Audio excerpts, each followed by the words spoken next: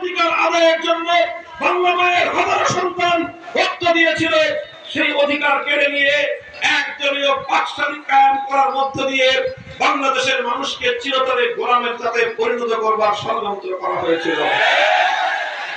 সংগ্রামী সাথী ও বন্ধুগণ, দীর্ঘ ইতিহাস আমি আর পর্যালোচনা করব না।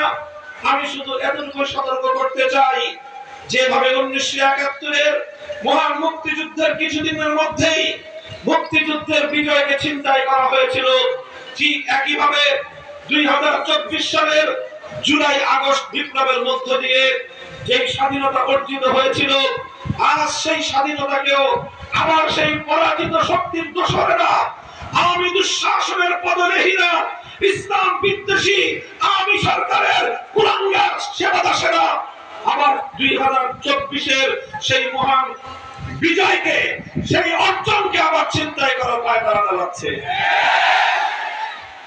শেখ হাসিনা বাংলাদেশে রাজনীতি করেছিল, তার রাজনীতির প্রধান বৈশিষ্ট্য ছিল দুটি।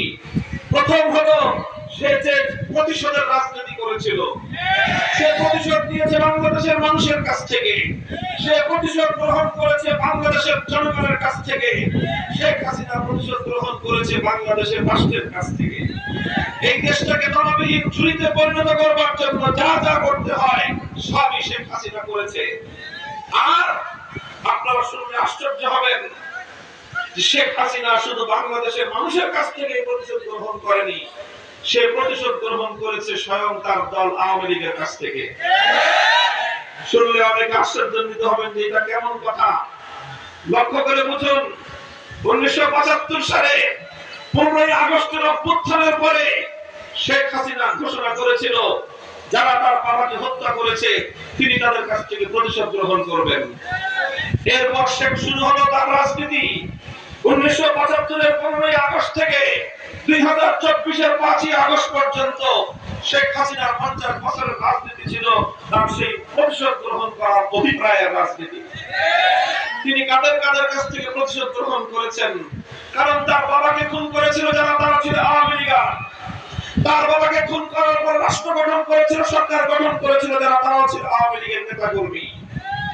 এরপর শেখ হাসিনা তিনি বলেছিলেন, এই অতি সম্প্রতিও বলেছিলেন, 1975-এর 15ই আগস্ট ধানমন্ডির 32 নম্বর যখন তার বাবাকে হত্যা করে ফেলে রাখা হলো, এত বড় সংগঠন, হাজার হাজার লক্ষ লক্ষ নেতা কর্মী, কেউ তো সেদিন এগিয়ে আসেনি, তার অর্থ হলো শেখ হাসিনার অনেক অন্তরের মধ্যে এই আওয়ামী লীগের প্রতিও বিদ্বেষ ছিল এবং তিনি তার ধীরে দেশের থেকে, দেশের জনগণের কাছ থেকে এবং এমনকি আওয়ামী লীগের কাছ থেকে তিনি প্রতিশোধ গ্রহণ করেছেন। তার যে বাবাকে হত্যা করা সহ তার পরিবারের হত্যাকাণ্ডের জন্য তিনি আওয়ামী লীগকেও দায়ী করতেন। আওয়ামী লীগ সেদিন 15ই আগস্ট কেন এগিয়ে আসলো না? তারাও শেখ হাসিনার দৃষ্টিতে আসামির কাঠগড়া বিদ্যমান ছিল।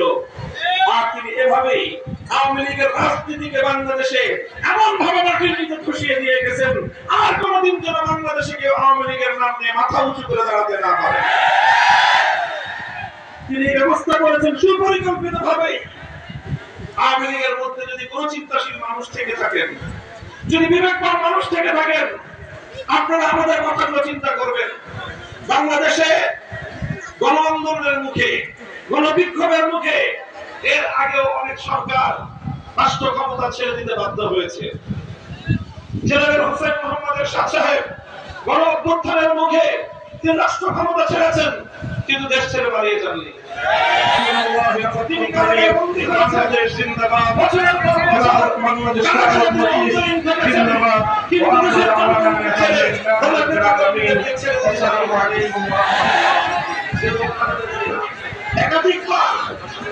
একাধিকবার আন্দোলনের মুখে ক্ষমতা ছাড়তে বাধ্য হয়েছেন, কিন্তু তিনিও দেশ ছেড়ে পালাননি। জীবন মৃত্যু সন্ধিক্ষণ দাঁড়িয়েও তিনি অবস্থায় আরামকালীন থেকেছেন।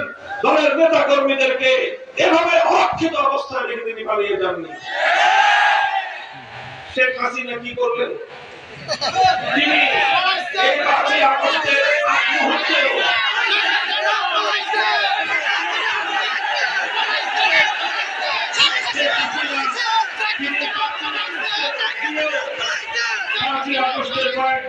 শেখ হাসিনা বলেছিলেন শেখ হাসিনা পালায় না।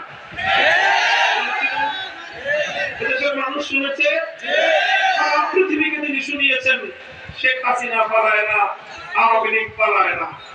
আমি আপনাদেরকে জিজ্ঞাসা করতে চাই, 5ই আগস্ট দুপুর বেলায় শেখ হাসিনা বাংলাদেশের গদি ছেড়ে, বাংলাদেশের মানচিত্র ছেড়ে, এদেশের মাটি এবং বাতাস ছেড়ে শেখ হাসিনা পালিয়ে গেছেন না যান নাই? এখন কোথায় থাকলো তোমাদের কথা? আওয়ামী লীগের যারা শেখ হাসিনার সুরে সুর মিলিয়ে বলেছিল শেখ হাসিনা পালায় না, এখন তোমরা কি বলবা শেখ হাসিনা পালায় কি পালায় না? কেন করলো শেখ হাসিনা এই কাজ? শেখ হাসিনার ইন্টেলিজেন্স বাহিনী ছিল, রাষ্ট্রীয় সকল গোয়েন্দা বাহিনীর বাইরে তার নিজস্ব আলাদা গোয়েন্দা বাহিনী ছিল। তারা অবশ্যই তাকে বলেছিল যে আবাস এই অবস্থা, ক্ষমতায় থাকা যাবে না। কিন্তু তিনি পণ করেছিলেন। বাংলাদেশের মানুষ, আওয়ামী লীগের লোকেরা তারা জানতো, এদেশের মানুষেরও বিশ্বাস হয়ে গিয়েছিল লক্ষ মানুষকেও যদি খুন করতে হয়, লক্ষ মানুষের খুনের মধ্য দিয়েও শেখ হাসিনা গদিতে অটল থাকবে। কিন্তু শেষ পর্যন্ত পারে নাই। ইতিহাস প্রমাণ করে যে দেশের মানুষ হাসি মুখে প্রাণ দিতে জানে, যারা নিজেরা মরতে শেখে তাদেরকে কেউ মারতে পারে না। শেখ হাসিনা মারতে পারে নাই। শেখ হাসিনাকে নিজের তল্পিতল্পা সহ বাংলাদেশ থেকে পালিয়ে যেতে হয়েছে। এই পালিয়ে যাওয়ার মধ্য দিয়ে শেখ হাসিনা ঐতিহ্যবাহী এই দলটিকে সারা দেশের মানুষের সামনে কলঙ্কিত করে তুলেছে। বর্তমান পৃথিবীতে নিকট অতীতে এমন ভীরু, এমন ভিতর দিন পৃথিবীতে আর কোন জাতি তাদের ক্ষমতার মস্তকে দেখে নাই। আমার বাংলাদেশের ক্ষমতার প্রশ্নতে এতদিন পর্যন্ত এই ধরনের একজন দায়িত্ব জ্ঞানহীন, এই ধরনের একজন ভীতু মানুষ ক্ষমতার মস্তকে ছিল, এটা বাংলাদেশের মানুষের জন্য লজ্জার বিষয়। এই লজ্জার দায় আওয়ামী লীগের, এই লজ্জার দায় তাদের যারা শেখ হাসিনাকে এইভাবে বছরের পর বছর জোর করে ক্ষমতায় রেখেছিল। আমার আফসোস হয় আওয়ামী লীগের লোকজনের জন্য। আগামী দিনে তারা বাংলাদেশের মানুষকে কোন মুখে কথা বলবে, কোন মুখে মুখ দেখাবে? এই শেখ হাসিনার কথা আবার এসে বলবেন যারা নিজের লক্ষ লক্ষ নেতা কর্মীদেরকে অরক্ষিত অবস্থায় রেখে শুধুমাত্র নিজের পরিবার পরিজনের লোকজনদেরকে নিয়ে, নিজের একটা ছেলে বিদেশে আগেই সেটেল করেছে, মেয়ে একটা ছিল ওটাকেও ইন্ডিয়ায় আগেই সেটেল করে দিয়েছে, তারপরে যা আত্মীয় স্বজন যা ছিল সবাইকে আগেই পাচার করেছে। সর্বশেষ একটা বোন ছিল, সেই বোনটাকে সঙ্গে নিয়ে 16টা লাগেজ ভর্তি করে যা কিছু জমাইছে সব জমিয়ে হেলিকপ্টারে করে সেই জায়গায় যারা তার পরম বন্ধু সেই নরেন্দ্র মোদীর ঘরে গিয়ে আশ্রয় দিলেন। বাংলাদেশকে তিনি কলঙ্কিত করলেন, বাংলাদেশের মানুষকে তিনি লজ্জিত করলেন।